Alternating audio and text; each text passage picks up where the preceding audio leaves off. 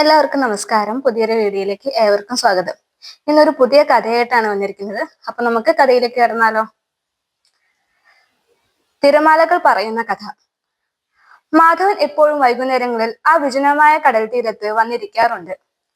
അലയടിക്കുന്ന കടലിന്റെ സംഗീതവും തണുത്ത കാറ്റും അയാളുടെ ഏകാന്തതയ്ക്ക് കൂട്ടാവാറുണ്ട്. എന്നാൽ ആ ദിവസം ബാക്കിയുള്ള ദിവസങ്ങളിൽ നിന്ന് വ്യത്യസ്തമായിരുന്നു. വലിയൊരു തിരമാല വന്ന് മാധവന്റെ കാൽപാദങ്ങളെ തലോടി തിരികെ പോയപ്പോൾ മണൽത്തട്ടിൽ തിളങ്ങുന്ന എന്തോ ഒന്ന് അയാളുടെ ശ്രദ്ധയിൽപ്പെട്ടു. കുനിഞ്ഞ് അതെടുത്തു നോക്കിയപ്പോൾ മാധവൻ അത്ഭുതപ്പെട്ടു പോയി. അത് ഒരു പഴയ ചെമ്പ് നാണയമായിരുന്നു. കടൽ വെള്ളം തട്ടി അതിന്റെ തിളക്കം നഷ്ടപ്പെട്ടിരുന്നില്ല. അതിൽ വിചിത്രമായ ഏതോ രാജവംശത്തിന്റെ മുദ്രയുണ്ടായിരുന്നു. മാധവൻ ആ നാണയം എടുത്ത് തന്റെ കാതോട് ചേർത്ത് പിടിച്ചു. വിശ്വസിക്കാൻ കഴിഞ്ഞില്ലെങ്കിലും ആ നാണയത്തിനുള്ളിൽ നിന്ന് കടലിരമ്പവും മനുഷ്യരുടെ വിലാപങ്ങളും ദീനരോദനങ്ങളും കേൾക്കാമായിരുന്നു. മാധവന്റെ കയ്യിലുണ്ടായിരുന്ന ആ നാണയം മാധവനോട് കഥ പറഞ്ഞു. ഒന്നാം നാണയം, നഷ്ടപ്പെട്ട പ്രണയം. ആ നാണയം മാധവനെ 400 വർഷങ്ങൾ പുറകിലേക്ക് കൂട്ടിക്കൊണ്ടുപോയി. ഒരു വലിയ പോർച്ചുഗീസ് കപ്പൽ. കൊടുങ്കാറ്റിലും പേമാരിയിലും പെട്ട് ആടിയുലയുന്ന ആ കപ്പലിലെ ഒരു ചെറുപ്പക്കാരൻ നാവികൻ തന്റെ കയ്യിലെ അവസാന നാണയത്തിലേക്ക് നോക്കുകയായിരുന്നു. തന്റെ ജന്മനാട്ടിൽ കാത്തിരിക്കുന്ന കാമുകിക്ക് സമ്മാനിക്കാൻ അവൻ കരുതി വെച്ചതായിരുന്നു അത്.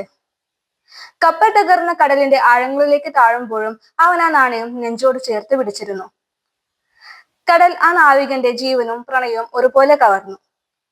ആ നാണയത്തിലൂടെ അവൻ ഇപ്പോഴും തന്റെ പ്രണയിനെ ഓർത്ത് വിതുമ്പുന്നതായി മാധവന് തോന്നി. രണ്ടാം നാണയം, വിധി തേടിയലഞ്ഞവരുടെ അന്ത്യം. അടുത്ത ദിവസം മാധവൻ വീണ്ടും അതേ സ്ഥലത്തെത്തി. തിരമാലകൾ അയാൾക്കായി മറ്റൊരു വെള്ളി നാണയം കൂടി കരുതി വെച്ചിട്ടുണ്ടായിരുന്നു. ആ നാണയത്തിന് പറയാനുണ്ടായിരുന്നത് അധികാരത്തിന്റെയും അഹങ്കാരത്തിന്റെയും കഥയായിരുന്നു. നൂറ്റാണ്ടുകൾക്ക് മുൻപ് മറുനാടുകൾ കീഴടക്കാനും അവിടുത്തെ സ്വർണവും സമ്പത്തും കൊള്ളയടിക്കാനും ഇറങ്ങി പുറപ്പെട്ട ഒരു അറേബ്യൻ വ്യാപാരിയുടെ കപ്പലിലേതായിരുന്നു അത്. കപ്പൽ നിറയെ സ്വർണ്ണ നാണയങ്ങളുമായി മടങ്ങുമ്പോൾ കടൽ കൊള്ളക്കാരുടെ ആക്രമണത്തിലാണ് ആ കപ്പൽ മുങ്ങിയത്.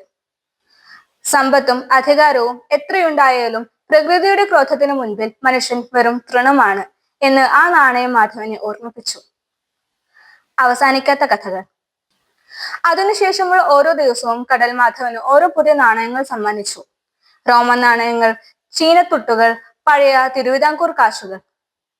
ചില നാണയങ്ങൾ വിശന്നു പൊരിഞ്ഞ അടിമകളുടെ വിലാപങ്ങൾ പറഞ്ഞു. ചിലത് പുതിയ ലോകം കണ്ടെത്താൻ ഇറങ്ങിയ ധീരരായ നാവികരുടെ സാഹസികതകൾ വിളിച്ചോതി.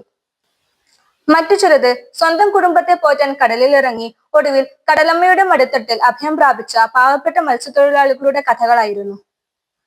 മാധവൻ തിരിച്ചറിഞ്ഞു, കടൽ വെറുമൊരു ജലാശയമല്ല. അത് ചരിത്രത്തിന്റെ, മനുഷ്യന്റെ മോഹങ്ങളുടെ, കണ്ണീരിന്റെ വലിയൊരു ശ്മശാനമാണ്. തിരമാലകൾ തീരത്തേക്ക് അടിച്ചു കയറുന്നത് വെറുതെയല്ല. കടലിന്റെ ആഴങ്ങളിൽ പൊലിഞ്ഞുപോയ ആ മനുഷ്യരുടെ കഥകൾ ലോകത്തോട് വിളിച്ചു പറയാനാണ്. ഇന്നും മാധവൻ ആ തീരത്തിരിക്കുന്നുണ്ട്, കടൽ പറയുന്ന കഥകൾക്ക് കാതോർത്തുകൊണ്ട്. ഓരോ തിരമാലയും ഒരു പുതിയ കഥയുമായി അയാളുടെ കാൽക്കൽ വന്ന് വീഴുന്നു. അപ്പൊ ഈ കഥ ഇവിടെ അവസാനിക്കുകയാണ്. അടുത്ത കഥയുമായി അടുത്ത വീഡിയോയിൽ വീണ്ടും വരാം.